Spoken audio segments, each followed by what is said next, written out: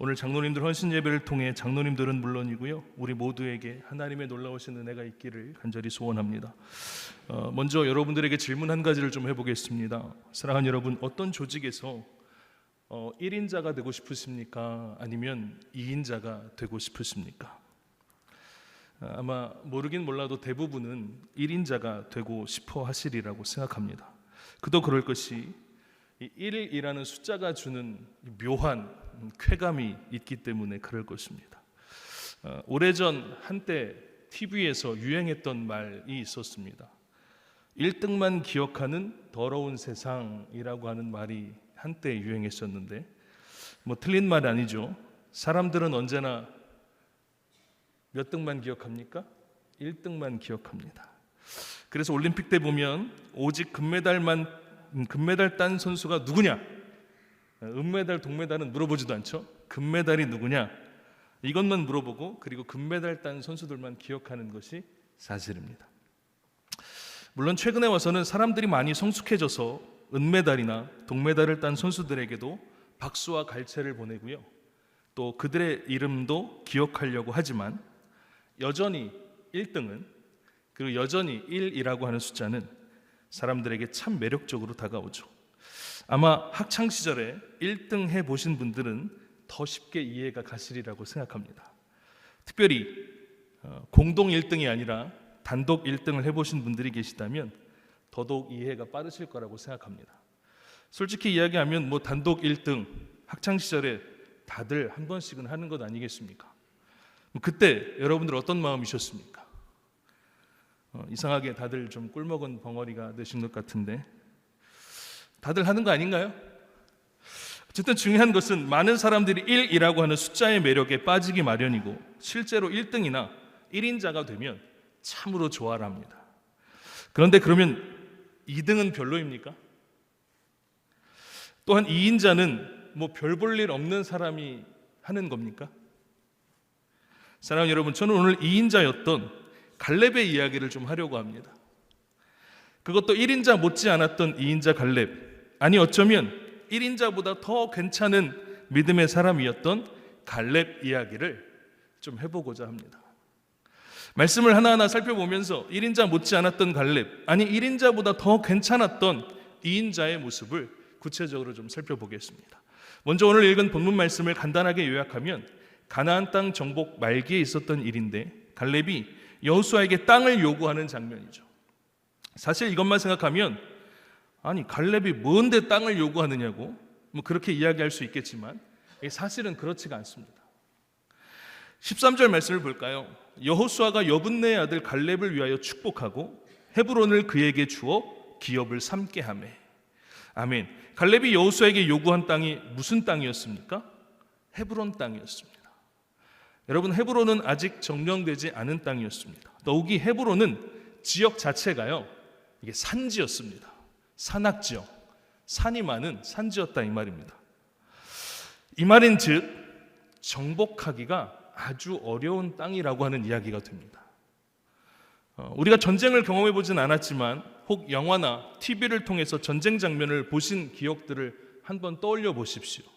그때에 그 전쟁의 상대가, 그러니까 나 말고 전쟁의 상대가 위에 있을 때에 더 전쟁하기가 쉬울까요? 아니면 나 말고 전쟁의 상대가 아래에 있을 때 전쟁을 더 쉽게 할 수 있을까요? 생각 하나마나 후자 아닙니까? 내가 상대보다 위에 있어야, 다시 말하면 상대방이 나보다 아래에 있어야 전쟁하기가 쉽습니다. 이 말은 뭐예요? 승리할 확률이 훨씬 더 높다 이 말입니다. 근데 지금 헤브론 지역은 무슨 지역이라고요? 산악지역이에요. 그러니까 보나마나 상대가 나보다 높아요, 낮아요? 상대가 나보다 높이 있는 것 아니겠습니까? 그러니까 전쟁이 훨씬 더 어렵다라는 것이죠. 다시 말하면 헤브론에 이미 살고 있는 사람들이 전쟁에서 훨씬 더 유리한 위치라는 것입니다. 그리고 더 큰 문제는 헤브론에 이미 살고 있었던 가나안 족속들의 피지컬, 속히 말하면 몸 상태, 몸 상태가 어떻다고요? 15절 전반절 말씀 볼까요? 헤브론의 옛 이름은 기럇 아르바라. 아르바는 아낙 사람 가운데서 가장 큰 사람이었더라. 사랑하는 여러분, 이 구절을 쉬운 성경으로 볼까요? 이렇게 기록합니다. 옛날에는 헤브론을 기럇 아르바라고도 불렀습니다. 이 이름은 아낙 사람들 중에서도 가장 큰 사람인 아르바라는 사람의 이름을 따서 붙인 것입니다. 여러분, 무슨 말입니까? 이미 살고 있는 사람들이 가나안 족속들 중에서도 가장 피지컬이 좋은, 소위 몸 상태가 너무너무 좋은, 오늘날로 이야기하면 그냥 격투기 선수들이 지금 거기에 살고 있는 거예요. 그러면 생각해 보겠습니다. 지형적으로 볼 때에도 불리한 싸움이었고, 피지컬, 소위 몸 상태로 보아도 역시나 너무너무 불리한 싸움을 싸워야만 하는 곳이 바로 헤브론이었습니다. 그러면 여러분들 같으면 이 싸움 하시겠습니까? 누가 봐도 이 싸움은 안 하느니만 못한 싸움이었습니다. 그렇다고 해서 여러분, 갈렙이 뭐 별 볼 일 없는 사람이었습니까? 그래서 다른 사람의 힘에 밀려가지고 어쩔 수 없이 찌끄러기 헤브론 땅을 선택해야만 했던 뭐 그런 사람이었습니까? 그런 위치에 있는 사람이었습니까? 아닙니다. 여러분, 갈렙은 출애굽 1세대 사람이죠. 출애굽 1세대 사람들 모두가 다 죽었고 여호수아와 갈렙만이 살아서 가나안 땅에 들어올 수 있었습니다. 심지어 모세도 가나안 땅 밟지 못하고 죽었습니다. 그런데 갈렙은 출애굽 1세대 사람으로서 가나안 땅 밟았던 사람이었죠. 더욱이 6절 말씀 전반절 볼까요? 그때 유다 자손이 길갈에 있는 여호수아에게 나아오고 그니스 사람 여분네 아들 갈렙이 여호수아에게 말하되. 아멘. 여러분, 성경은 갈렙을 소개하면서 뭐라고 소개합니까? 그니스 사람 여분네 아들 갈렙이다 라고 소개를 합니다. 사랑하는 여러분, 그니스 사람들은요, 사실은 원래 이스라엘 백성들은 아닙니다. 그니스 사람들은 에돔 족속 중에 하나였던 사람들이었습니다. 그러니까 이 갈렙이요, 순수한 히브리 혈통은 아니었다 이 말입니다. 그런데 이 사람이요, 유다 지파에 속하게 되었고 우리가 잘 알고 있듯이 정탐꾼으로 뽑혀서 아주 중요한 역할을 했으며 이제는 땅을 달라고 요구하는 그러한 위치에까지 올라서게 되었다라고 하는 사실이죠. 자, 그러면 우리가 좀 생각해 보겠습니다. 갈렙의 삶이 얼마나 노력하는 삶이었을까? 갈렙의 인생이 얼마나 노력하는 인생이었을까요? 또 갈렙의 삶이, 갈렙의 인생이 얼마나 성실한 삶이었을까? 그러니까 순수 히브리 혈통도 아닌데 중요한 일을 맡아보기도 하고 땅을 요구할 수 있는 위치에까지 오를 수 있었던 것 아니겠습니까? 만일 노력하지 않고 성실하지 않았다면, 출신도 순수하지 않은데 그러한 위치에까지 오를 수 있었겠습니까? 따라서 너무도 분명한 것은 다른 사람들에게 힘에 밀려가지고 어쩔 수 없이 헤브론 땅을 선택할 수밖에 없었다라고 하는 이야기는 애초에 성립하지 않는 이야기가 되는 것입니다. 그러면 여러분, 갈렙이 너무 대단한 것 아닙니까? 열심히 살았고 성실히 살아서 어느 정도 위치에까지 올랐습니다. 더구나 나이도 많잖아요. 출애굽 1세대부터 살아남았으니 나이가 제일 많은 건 아니겠습니까? 그러면 원로로서 좀 대접도 받고 뒤로 물러나가지고 그냥 편하게 그렇게 살 수도 있었을 것입니다. 더욱이 그렇게 산다고 해서 뭐 갈렙에게 뭐라고 할 사람도 뭐 없었을 것입니다.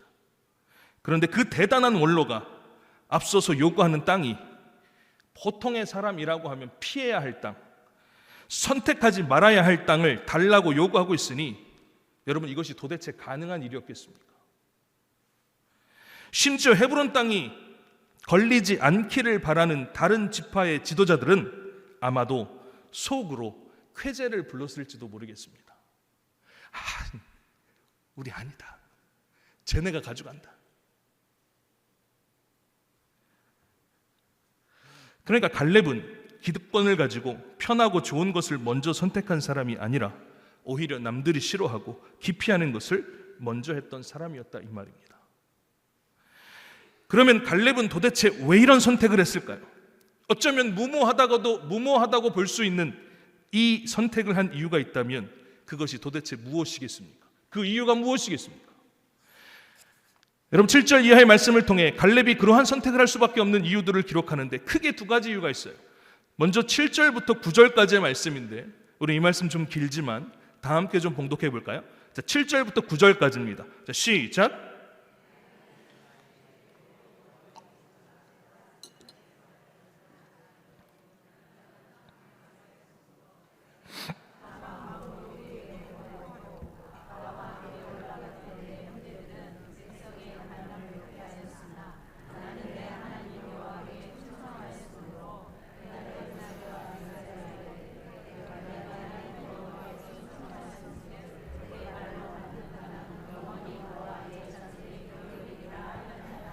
아멘.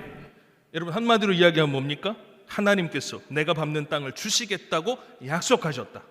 여러분, 갈렙이 이렇게 할 수 있었던 첫 번째 이유는 하나님께서 내가 밟는 땅 주시겠다고 약속했다는 것입니다. 그래서 아무리 헤브론일지라도 뭐야? 달라는 거예요. 그 다음 두 번째 이유가 있는데, 이번에 10절과 11절 말씀입니다. 우리 역시도 이 말씀 역시 다 같이 함께 좀 봉독해 보겠습니다. 시작. 이제 보소서.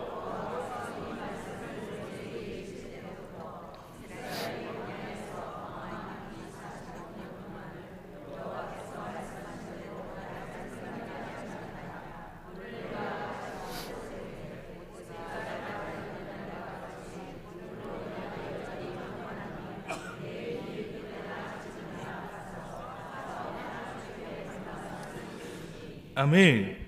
여러분, 이 말씀 역시도 뭡니까? 한마디로 하면 하나님께서 건강 주셔서 내가 지금도 건강하다. 사랑하는 여러분, 갈렙이 이럴 수 있었던 이유 두 번째는 하나님께서 자신을 지금까지도 예전과 동일하게 건강하게 하셨다라는 것입니다. 건강하게 하셨으니까 뭐예요? 싸워서 정복하겠다, 이 말입니다. 사랑하는 여러분, 하나님이 발로 밟는 땅 주시겠다고 약속하셨고 하나님께서 지금까지도 건강하게 하셨으니 싸워서 정복해야 한다고 하는 믿음과 의지가 갈렙에게 있었다고 하는 사실입니다. 어쩌면 너무 단순하죠? 하나님 말씀하셨어. 그리고 나 건강해. 그럼 싸워야지. 그럼 정복해야지. 이러니까 아무리 지형이 불리하고 또 피지컬적으로도 불리해도 그것이 갈렙에게 무슨 고민거리가 되었겠습니까? 그것은 어쩌면 생각이 너무도 많은 지금 말씀을 읽고 있는 저와 여러분들의 고민거리겠죠. 사랑하는 여러분, 여기까지만 보아도 갈렙이 2인자라는 것이 믿겨지지 않을 정도로 아주 멋진 모습 아닙니까? 특별히 순수 히브리 혈통도 아니었던 사람이 얼마나 노력했고 얼마나 성실했으면 유다 지파의 실세까지 될 수가 있었을까요? 인생을 살다 보면 우리들은 출신 성분을 따질 때가 있습니다. 당신 고향이 어디고? 당신 학교 어디 나왔고? 자, 그래서 고향이 같고 학교가 같으면 어떻습니까? 금세 친해지고 하는 것이 저와 여러분들의 모습입니다. 사실 이것을 나쁜 모습이라고 말할 수 없겠죠. 좋은 모습이죠. 인간을 사회적 동물이라고 하듯이 당연히 그럴 수밖에 없을 것입니다. 그런데 관계를 맺고 금방 친해지는 것 말고요, 고향이 다르거나 학교가 다르면 일단 배척하고 보는 것은요, 그렇잖아요. 같으면 그래도 괜찮은데 다를 때, 여러분, 제가 지금도 잊지 못하는 것이 있는데 제가 대학원에 처음 들어갔을 때 일입니다. 아주 오래전 일이죠. 근데 제가 지금도 잊지를 않고 있어요. 처음 딱 들어갔는데 은근히 무시하고 은근히 배척하던 전도사들이 지금도 제 기억에 남아 있습니다. 이유는 하나입니다. 협성대학에서 감신대학원에 왔다는 거죠. 정말 웃겼습니다. 여러분, 감신대를 못 간 게 아니고 안 갔던 사람으로서 정말로 씁쓸했습니다. 진짜 안 갔어요. 물론 그 와중에도 참 고마운 몇몇 여자 전도사님들이 저에게 다가와 주기도 했지만 그 외에 많은 전도사들이 정말로 그렇더라고요. 그래서 여러분, 제가 어떻게 했겠습니까? 그래도 나름 자신 있었던 실천 신학에 관련된 수업을 통해서요, 공적으로 개겼습니다. 그래서 막 끊임없이 질문했어요. 끊임없이 따졌어요. 그건 그게 아닌 것 같은데요. 이건 왜 이렇습니까? 이건 이렇지 않습니까? 더 이상 대답을 못할 정도로 질문하고 따졌던 것 같아요. 공적으로 수업 시간에. 혹시라도 진상을 부렸다고 오해는 하지 마시기를 바랍니다. 여러분, 신학은 기본적으로 사유하는 학문이죠. 그리고 실천신학은 교회 공동체의 실제적 학문이기 때문에 이게 성경의 근거 아래에서 다양하게 사유할 수 있는 학문이 실천신학입니다.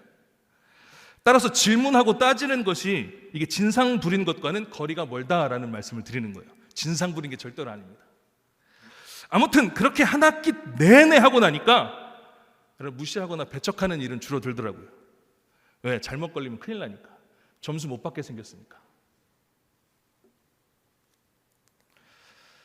사랑하는 여러분, 출신이 다르다고 은근히 무시하고 배척하는 것이요, 이 다음에 목사님이 될 사람들의 모습이겠습니까? 아니, 이미 전도사로서 목회를 하고 있는 사람들의 모습이냐 이 말입니다. 그럼 감신대가 뭐 얼마나 대단하다고 그러는지 잘 모르겠더라고요. 감신대 대단하지 않습니다. 그런데 슬픈 것은 이러한 모습이 비단 목회자들만의 모습은 아니라는 거예요. 어쩌면 여러분들에게도 그러한 모습들이 있지 않습니까? 사랑하는 여러분, 안산성공교회에서 30년 미만으로 신앙생활한 사람들은 다 잠잠해야 하는 암묵적인 룰이 있지 않습니까? 그래도 30년 이상 정도 해야 조금 좀 이야기할 수 있는 그런 권한이 있는 것은 아니겠습니까? 그래서 농담 반 진담 반으로 뭐라고 합니까? 애들은 가, 애들은 가. 이제 갓 온 애들은 가. 또 이런 것도 있더라고요. 교회가 오래되다 보니까 이게 뭐 원주민 교인이냐, 네가 지금 이주민 교인이냐, 뭐 이런 것들을 따지는 분위기도 좀 있는 것 같습니다. 뭐 원주민이면 어떡할 거고 이주민이면 어떡할 거예요? 그래서 뭐 나는 조상 대대로 안산성공교회를 섬겼느니 지켰느니 우리 할아버지가 교회를 세웠느니 등등 뭐 그냥 자연스럽게 이야기하는 것까지야 뭐 그럴 수 있을 것 같습니다. 그런데 문제는 그러한 것들을 아주 자랑스럽게 누가 묻지도 않았는데 막 이야기를 하는 거죠. 그래서 이게 듣는 사람들이 조금 좀 불편한 거예요. 그래서 어떻게 하라는 거지? 그죠? 그리고 정말로 가슴 아픈 것은 우리 교회 이야기는 아니라고 저는 생각하지만 이런 것도 좀 있는 것 같더라고요. 장로 직임을 우리 교회에서 받았느냐 아니면 다른 교회에서 받고 왔느냐 뭐 이런 것들도 장로님들 사이에서는 참 중요한 것 같더라고요. 심하게는 그에 따라서 차별 아닌 차별도 존재하는 것 같은데 선뜻 이해가 가지는 않습니다. 왜 그래야만 하는 건지. 사랑하는 여러분, 하나님 앞에서는 신앙생활 오래 한 것이 중요치 않고요, 지금 하나님 앞에서 어떻게 하고 있느냐 이것이 중요한 줄로 믿습니다. 또한 하나님 앞에서는 조상 대대로 대단한 믿음과 헌신, 봉사한 것이 중요치 않고요, 지금 내가 무엇을 하고 있느냐 이것이 중요한 줄로 믿습니다. 아울러 하나님 앞에서 내 교회 남의 교회 따지는 것이 중요하지 않고요, 주님의 은혜와 사랑 안에서 하나가 되는 것이 훨씬 더 중요하다는 사실을 저와 여러분들이 꼭 기억하시기를 바랍니다. 분명한 것은 오늘 갈렙의 이야기는 저와 여러분들의 모습 가운데 시사하는 바가 매우 크다는 것입니다. 사랑하는 여러분, 오늘 갈렙 이야기만 보면 그 옛날에도 그 오래전에도 순수 히브리 혈통이 아니었어도 높은 위치에까지 오를 수가 있었습니다. 순수 히브리 혈통이 아니기 때문에 안 된다고 하지 않았고, 순수 히브리 혈통이 아니라고 해서 그의 길과 걸음을 막지도 않았습니다. 그렇다면 앞서 이야기한 모습이 우리들의 삶 가운데 있다면 저는 오늘 저와 여러분들이 편해야 할 줄로 믿습니다. 왜냐하면 그러한 모습은 하나님이 바라시고 원하시는 모습이 아니기 때문에 그렇습니다. 그리고 정말로 기가 막힌 것이 있죠. 여러분, 갈렙이요 진짜 이게 대단한 사람이라는 거예요. 여러분은 1등만 기억하죠? 여호수아만 기억하죠? 근데 여러분, 이 갈렙이 정말 대단한 사람이라고요. 14절 후반절 말씀 볼까요? 그가 이스라엘의 하나님 여호와를 온전히 쫓았습니다. 아멘. 갈렙이요 하나님을 온전히 쫓았다고 성경이 증언합니다. 여러분, 이때 온전히 해당하는 히브리어가 말레라고 하는 단어입니다. 근데 이 말레의 뜻이요 두 가지 뜻이 있어요. 첫 번째는 뭐냐면 충만하다, 그리고 두 번째는 만족시키다 라고 하는 뜻입니다. 충만하다, 만족시키다. 따라서 이 말씀을 다시 이 원어에 충실해서 직역하면 이런 거예요. 그가 이스라엘 하나님 여호와가 충만하시도록 쫓았습니다. 그가 이스라엘 하나님 여호와가 만족하시도록 쫓았습니다. 하나님이 만족하실 정도로 쫓았대요. 사랑하는 여러분, 하나님이 충만하고 하나님이 만족하시기까지 하나님을 쫓았던 사람이 바로 누구라고요? 갈렙이었습니다. 솔직히 사람이요 지위가 올라가고 완장 몇 개 차는 순간 어떻게 됩니까? 달라집니다. 옛날의 모습은 온데간데 없고요 완전히 달라지죠. 나쁜 사람이건 좋은 사람이건 관계없이 다 달라져요. 달라지기 마련입니다. 그런데 여러분, 갈렙은 어땠습니까? 그때나 지금이나 한결같았습니다. 그럴 수 있었던 이유는 하나님이 충만하시도록 하나님을 쫓았고 하나님이 만족하시도록 하나님을 쫓았기 때문이었습니다. 그러면 오늘을 사는 우리들의 모습이 어떠해야 하는지 답은 금방 나오는 것 아니겠습니까? 갈렙처럼 하나님 쫓아야만 할 것입니다. 갈렙처럼 하나님을 쫓으니까 지위가 높아져도, 심지어 완장을 몇 개씩 차도 변하지 않을 수 있었던 갈렙이었습니다. 그러면 도대체 갈렙이 얼마나 대단한 사람입니까? 놀라운 것은 하나님도 가만히 계시지 않았습니다. 이러한 갈렙에게 복을 더하여 주시는데 어떤 복을 주십니까? 먼저는 갈렙이 이미 했던 고백처럼 예나 지금이나 갈렙이 어땠어요? 강건케 하셨습니다. 몸은 물론이고 정신까지도 멀쩡하게 하셨습니다. 인간이 나이가 들어감에 따라서 몸이 늙고 정신이 혼미해지는 것 너무 당연한 모습입니다. 그래서 많은 신앙의 선배들이 어땠습니까? 나이가 들면서 성경은 뭐라고 이야기합니까? 그의 눈이 어두워졌더라. 이렇게 이야기하는 성경 구절들이 얼마나 많이 있습니까? 그런데 갈렙은 그렇지 않았습니다. 갈렙에게는 그 인간의 그 자연스러운 일, 그 당연한 일이 아니었던 것입니다. 여러분, 이것이 얼마나 큰 복입니까? 또한 가장 큰 복은 이것인데, 여러분 15절 말씀을 볼까요? 헤브론의 옛 이름은 기럇 아르바라. 아르바는 아낙 사람 가운데서 가장 큰 사람이었더라. 그리고 그 땅의 전쟁이 그쳤더라. 아멘. 사랑하는 여러분, 갈렙을 위시한 유다 족속들로 인해서 헤브론이요 정복되었습니다. 그것도 그냥 정복된 정도가 아니고요, 완벽하게 정복되었습니다. 말씀 서두에 이야기했지만 전쟁하기에 불리한 땅이고 전쟁하기에 불리한 육체를 가지고 있었지만 헤브론은 아주 완벽하게 점령되었습니다. 어떻게 이것을 알 수 있을까요? 맨 마지막 구절이 뭐라고 했죠? 15절, 그 땅에 전쟁이 그쳤더라. 유다 지파가 완전히 사로잡았으니까, 그렇죠? 그 땅에 전쟁이 그쳤더라.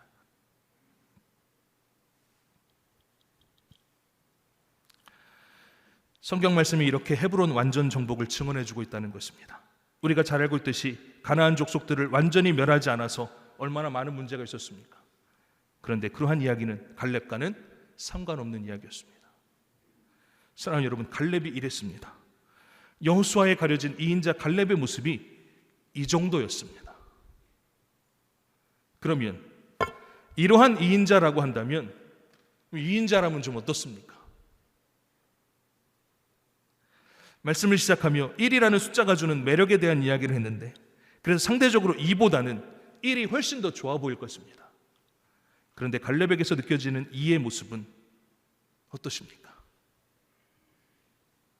저는 오늘 말씀의 제목을 2인자가 뭐 어때서, 2인자가 뭐 어떤데 뭐 이렇게 정해보았습니다. 그런데 정말로 그런 것 아니겠습니까? 이런 2인자라면 좀 어떻습니까? 하나님께 인정받는 것은 물론이고 많은 사람들에게 선한 영향력을 끼쳤던 2인자 갈렙의 모습이 어쩌면 저와 여러분들이 닮고 또 닮아야 할 그러한 모습은 아니겠습니까? 정말입니다. 2인자라고 해서 좌절하고 절망할 것이 아니라 갈렙처럼 오히려 더 인정받고 더 영향력을 끼치는 2인자로서의 삶을 저와 여러분들이 살아보시지 않으시겠습니까? 오늘 이 자리에 함께한 사랑하는 성도님들, 그리고 헌신을 다짐하는 우리 장로님들께 부탁의 말씀을 드립니다. 갈렙과 같은 2인자의 모습으로 삶을 살게 되시기를 간절히 축복합니다. 마지막으로 재밌는 기록 하나를 좀 살펴보는 것으로 말씀을 정리하겠습니다. 여러분, 사사기 2장 7절에서 10절까지의 말씀을 보면 이렇게 기록해요. 백성이 여호수아가 사는 날 동안과 여호수아 뒤에 생존한 장로들, 곧 여호와께서 이스라엘을 위하여 행하신 모든 큰 일을 본 자들이 사는 날 동안에 여호와를 섬겼더라. 여호와의 종 눈의 아들 여호수아가 110세의 죽음에 무리가 그의 기업의 경내 에브라임 산지 가스산 북쪽 딥낫 헤레스에 장사하였고, 그 세대의 사람도 다 그 조상들에게로 돌아갔고 그 후에 일어난 다른 세대는 여호와를 알지 못하며 여호와께서 이스라엘을 위하여 행하신 일도 알지 못하였더라. 아멘.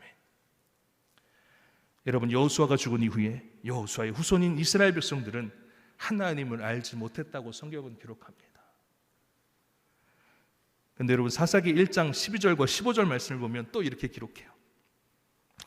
갈렙이 말하기를 기럇 세벨을 쳐서 그것을 점령하는 자에게는 내 딸 악사를 아내로 주리라 하였더니 갈렙의 아우 그나스의 아들인 온니엘이 그것을 점령하였으므로 갈렙이 그의 딸 악사를 그에게 아내로 주었더라. 악사가 출가할 때에 그에게 청하여 자기 아버지에게 밭을 구하자 하고 나귀에서 내리매 갈렙이 묻되 네가 무엇을 원하느냐 하니 이르되 내게 복을 주소서. 아버지께서 나를 남방으로 보내시니 샘물도 내게 주소서 하매 갈렙이 윗샘과 아랫샘을 그에게 주었더라. 아멘. 여러분, 말씀을 보면 갈렙의 딸 악사는 온니엘에게 시집을 가게 됩니다. 그리고 악사가 시집 가게 될 때에 갈렙이 자신의 딸 악사를 축복하는 장면입니다. 사랑하는 여러분, 한 사람의 후손은 하나님을 알지 못하였는데 한 사람의 후손은 대단한 사사의 아내가 되었습니다. 물론 이거 하나 가지고 여호수아와 갈렙을 단순 비교하는 것은 아주 큰 무리가 따르겠죠, 그렇죠? 그러나 그래도 우리가 알 수 있는 건 뭡니까? 좀 다른 행보를 보인 것은 사실이라는 것입니다. 좀 행보가 다르잖아요, 그렇죠? 그렇다면 더더욱 확실해지는 것이 있습니다. 어설픈 1인자보다는 확실한 2인자가 더 나은 것 아니겠습니까? 모두가 다 1인자가 되려고 할 때 변변찮은 1인자가 되려고 하기보다는 확실한 2인자가 되는 것도 괜찮지 않냐 이 말입니다. 사랑하는 여러분, 바라기는 오늘 저와 여러분들이요 변변찮은 1인자가 되려고 하기보다 확실한 2인자가 될 수 있기를 간절히 소망합니다. 특별히 오늘 헌신을 다짐하는 우리 사랑하는 장로님들 모두가 갈렙과 같이 하나님께 인정받을 뿐만 아니라 많은 사람들에게 선한 영향력을 끼치는 2인자의 모습으로 이 땅을 살아갈 수 있게 되시기를 주님의 이름으로 간절히 축원합니다.